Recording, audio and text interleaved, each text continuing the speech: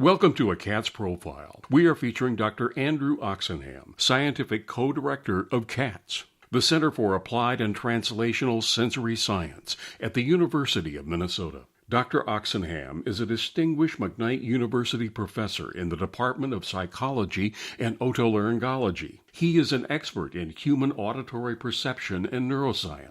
His focus has been on the perceptual consequences of hearing loss and on improving sound perception through cochlear implants. I was actually born in Boston in the US, as you probably can't tell from my accent, because I left when I was a year and a half old. My parents moved back to Europe, and I grew up mostly in England. And I did all my studies in England, including my PhD, which was at the University of Cambridge in experimental psychology. After that, I spent 2 years as a postdoc in the Netherlands. And following that, we moved to Boston, where I spent a short time at Northeastern University, and then set up a lab at MIT, where I was for about 8 years in the research lab of electronics there. And in 2006, I moved to Minneapolis. I'm here at the University of Minnesota, where I've been ever since. For Dr. Oxenham, his interest in music opened the door to a career in hearing and learning the ways that we perceive sound. Sound was important to me for a long time through music, and in fact a number of people in our field come to it through some area of music. It was an undergraduate research project I did at the time that got me interested in hearing. That was with the BBC research department, and they were evaluating what were called low bitrate coders. And the idea was that the BBC wanted to broadcast CD quality sound, but didn't have the bandwidth that was needed to broadcast all that information. So they needed to reduce the amount of information while maintaining the quality. So a number of groups around the world were looking at ways to reduce the amount of data that was sent while maintaining the quality. Our job with the BBC was to evaluate these different schemes and to come up with a recommendation. And that turned into what's known as MP3, which is the way that's typically used now to code audio. And it's done in a way that analyzes how the ear would process sound. And by using that information, essentially is reducing the information in a way that the ear doesn't perceive it. And by doing that, you can reduce the amount of data by almost a factor of 10. At CATSS, Dr. Oxenham's work focuses on scientific discovery and collaboration with industry partners. My approach has been on fundamental aspects of hearing and also basic aspects of hearing loss, how we measure it, and what the effects of changes in the ear are on perception. Working in CATSS has helped me to realize that there's a more applied side and that we can take our basic knowledge and use it to actually help people with hearing aids and with cochlear implants. And CATSS has given me the ability to collaborate with industry partners who are working on these kinds of devices. At the same time, I have a number of terrific colleagues who work on vision, and we've been in a number of discussions on how we can start to tackle these kinds of problems from a multisensory viewpoint. Multisensory research is essential to his work. The multisensory component is crucial to understanding communication between humans.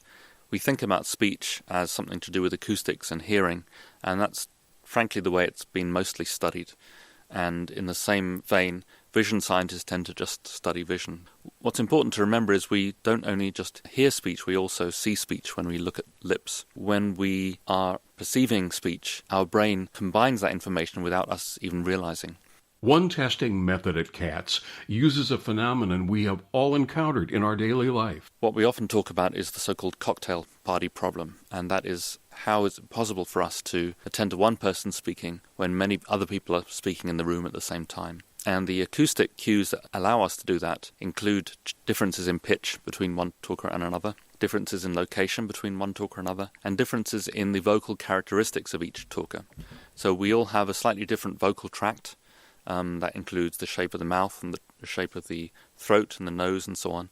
And that changes the quality of the sound that comes out. And it turns out that our brain is able to make use of those differences in order to help separate out different people talking at the same time.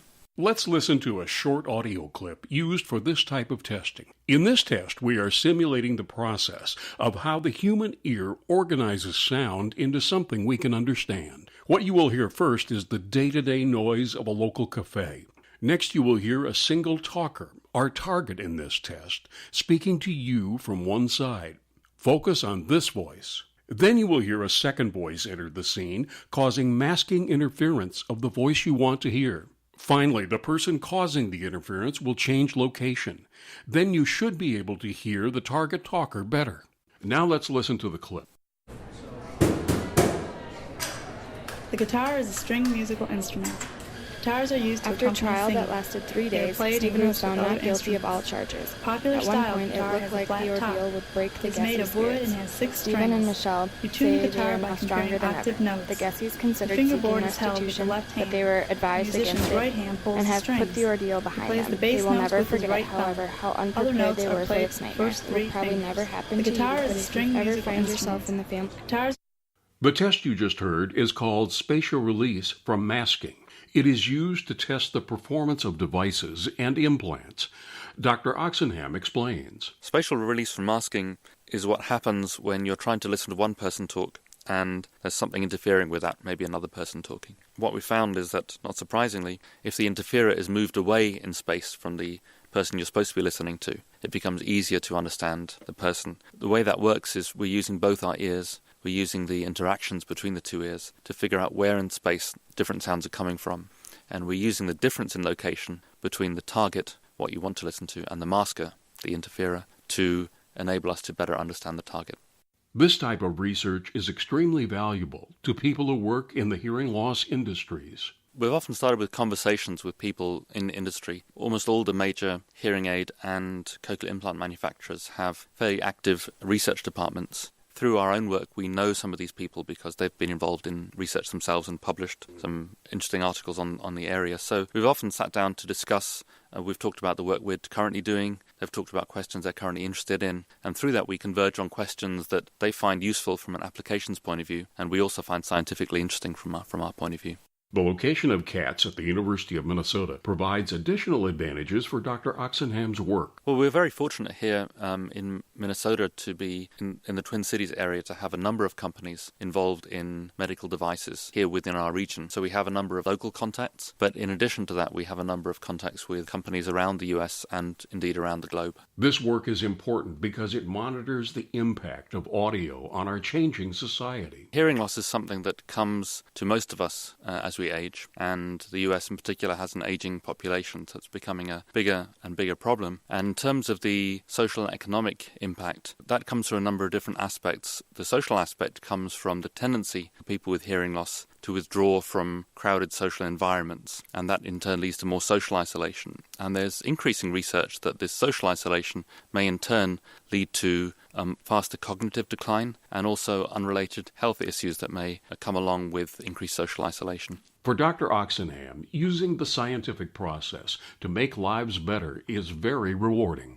The scientific process is what makes it fun for me. There are a number of aspects of hearing and communication in general that we just don't understand. We have a number of ideas how it might work, and we're able to use facilities like CATSS to run experiments that help us to answer those questions and to test certain ideas as to how it might work. And in many cases, it's just as much fun to disprove a theory as it is to confirm it, because if you disproved it, then you have to come up with a new idea, and how can we solve this problem now that our old ideas no longer apply?